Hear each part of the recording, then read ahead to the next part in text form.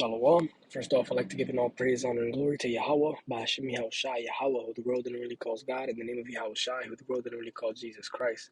Secondly, I'd like to give a double honor to the apostles and elders of Great Millstone, who rule well, who continue to teach us this truth, and salutations to Joachim out there doing the work of Yahweh, Ba'ashim Yahushai, sincerely.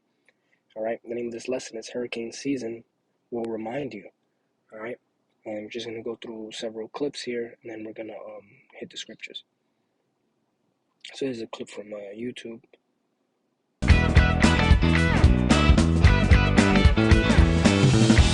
volume.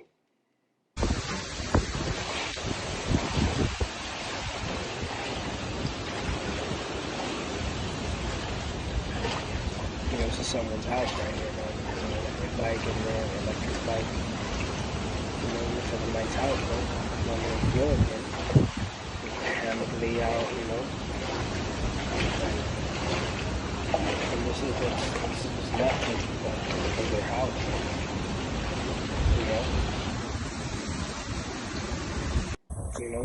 This is someone's car underwater. Someone standing on top of their roof, shining a light, and you can see someone's car underwater, man. So what does this tell you, man? This will remind you, man, that the Lord is a terrible power, man. The Lord can destroy you, man. The Lord can destroy you. He can destroy your belongings. The Lord's in charge of all, man. And just like how He gave you a house, He gave you, whatever, man. He can take it away, man. You see?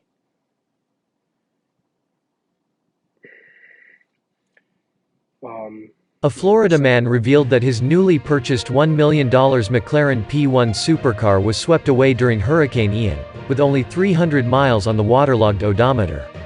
The luxury car enthusiast by the name of Ernie posted a series of images on his Instagram account, which shows the bright yellow vehicle being swept up in his flooded Naples neighborhood. "Car went through the garage," he wrote in the caption. In an earlier post, he shared a photo of the plug-in, hybrid car with its wing doors open and items stored in the tiny cargo space under the hood.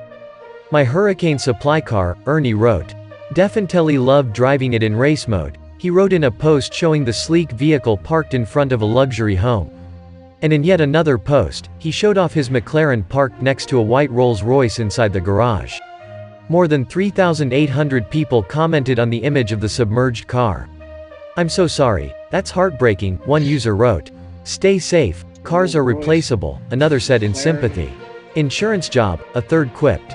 Ernie also posted videos to his Instagram stories showing his devastated upscale neighborhood, as well as his flooded vehicles. On its website, McLaren describes the P1 as a stunning piece of automotive design. You see, so he lived in a luxury neighborhood, man. And living in that luxury neighborhood, they were still not able to stop the force of Yahweh Ba'ashim Yahushai, man. And the reason that I'm saying this is the force of Yahweh Ba'ashim Yahushai is because the Lord is in charge of all these things. The Lord is in charge of these storms, all right, these tropical storms, these hurricanes, these so-called natural disasters, man. See, ultimately, all these things come of the Lord, man.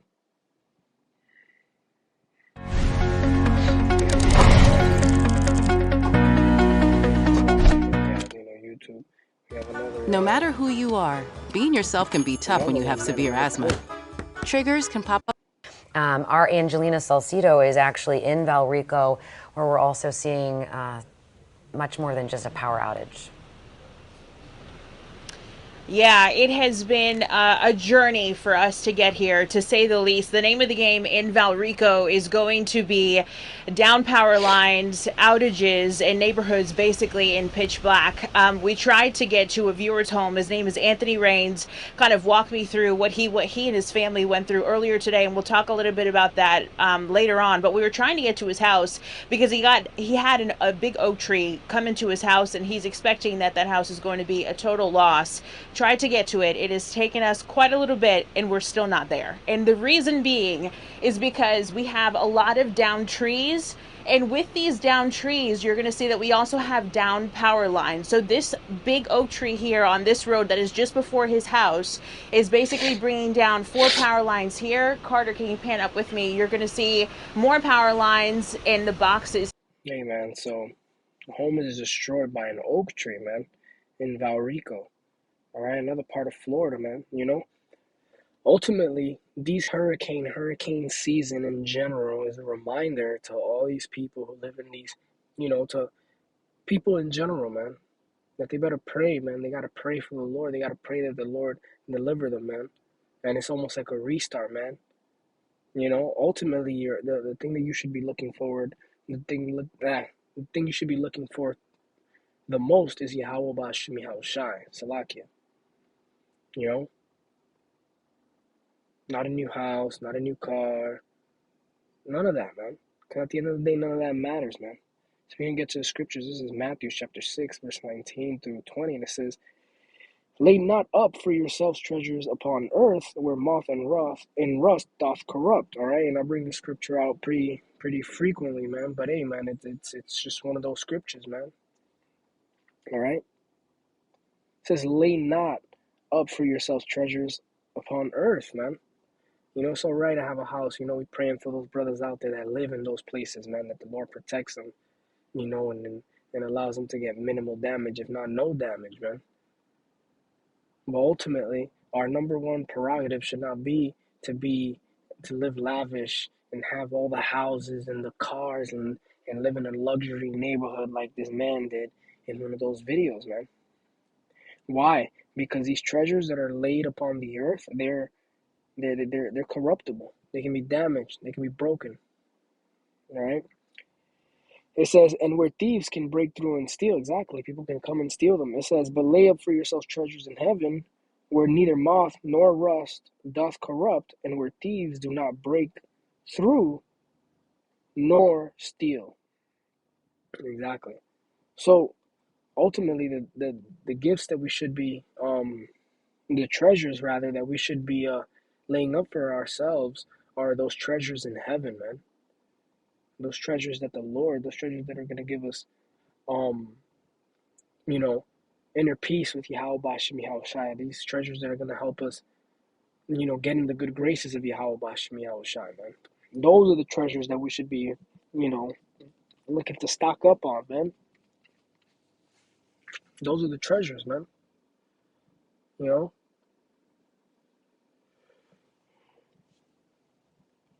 So like it, I'll read it again. It says, but lay up for yourselves treasures in heaven, where neither moth nor rust doth corrupt, where thieves do not break nor steal, through nor steal. Exactly, man. These gifts that the Lord gives you, man, are things like faith, things like understanding, all right, believing, all right, which comes from faith, hope. These are all things that are heavenly, man, and no one can take them away from you, man. The only person that can take them away from you, the only power that can take them away from you is Yahweh Bashim Yahushua, the one that gave it to you. But a thief can't steal your faith. A thief can't steal your relationship with Yahweh Bashim Yahushua, man.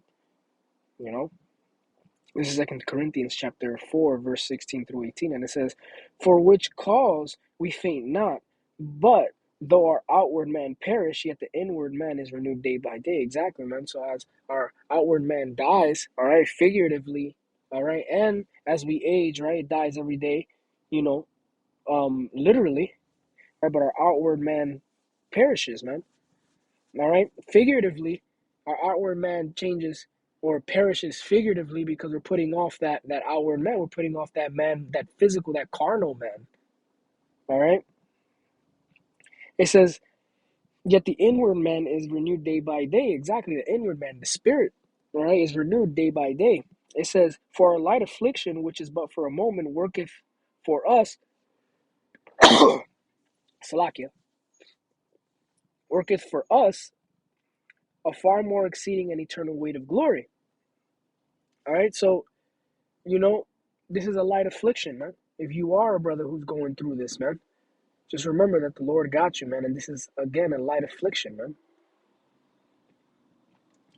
It says, while we look not at the things which are seen, but at the things which are not seen, for the things which are seen are temporal, but the things which are not seen are eternal. Exactly, man. So the things that are not seen are eternal, man. And that's what we're looking for, man. We're looking for these eternal gifts. We're looking for these eternal, these eternal treasures, man. Ultimately, the kingdom of heaven, man. All this stuff, all this fluff, all this material stuff in this life, man, it doesn't do anything for us. It's not going to deliver us. The only thing that's going to deliver us is the faith, all right, and the hope in Yahweh Bashim Yahushua, man. Lucky. This is Zephaniah chapter 1, verse 15 through 18, man, because this hurricane's wrath, man, is going to be put to shame by the wrath of the day of the Lord, man. This is Zephaniah chapter 1, verse 15 through 18, and it says, that day is a day of wrath, a day of trouble and distress, a day of wasteness and desolation, a day of darkness and gloominess, a day of clouds and thick darkness. And it's talking about the day of the Lord. It says, a day of trumpet and alarm against the fenced cities and against the high towers. And I will bring distress upon men, that they shall walk like blind men. Exactly, man. The Lord's going to bring distress upon men. All right? It says that they shall walk like blind men, right? They're not going to know what's going on. And it says, because they have sinned against the Lord, and their blood shall be poured out as dust, and their flesh as the dung. Exactly, man. So they're going to be, their blood is going to be poured out, all right, as dust. It's going to be everywhere, man. You put baby powder on, or you use some type of powder. Maybe you use a foot powder. What happens? That powder goes everywhere, man. It's exactly how the blood of these people, man, who have sinned against the Lord, man. Lord willing, the Lord has mercy upon me, man. That's how the blood of these people is going to be out there, man. It says, and their flesh as dung, and their flesh as the dung, exactly, and their flesh, all right, their bodies are going to be out there in the streets, all right? It says, neither their silver nor their gold shall be able to deliver them in the day of the Lord's wrath, but the whole land shall be devoured by the fire of the Lord's, by the fire of his jealousy, for he shall make even a speedy riddance of all them that dwell in the land. Exactly, man. So, these hurricanes and stuff like that, this is just a precursor to what's to come, man. When the Lord comes back with his fire, man, when the Lord comes back with his judgment, it's going to make these hurricanes look like a regular rainstorm, man, on a spring day, man. The Lord is going to bring destruction, all right, and pain, all right? The Lord is going to bring destruction and pain unto these people, man, all right? So, hey, man, this is just a quick lesson. Hurricane season will remind you, man. And what is going to remind you of? It's going to remind you of the Lord's judgment, man. And it's going to remind you that these material possessions that we have, although they are nice and we might, enjoy them, they cannot be, the center of our universe, man. Because just as the Lord gave them to us, he can take them away. All right? So, hey, man, I hope this lesson was edifying, man. I'd like to give all praise, honor, and glory to Yahweh Bashim Yahushai. The waters, the apostles, and others who agree mills don't move well, who continue to teach us this truth, and our salutations to Joachim out there once again. Shalom.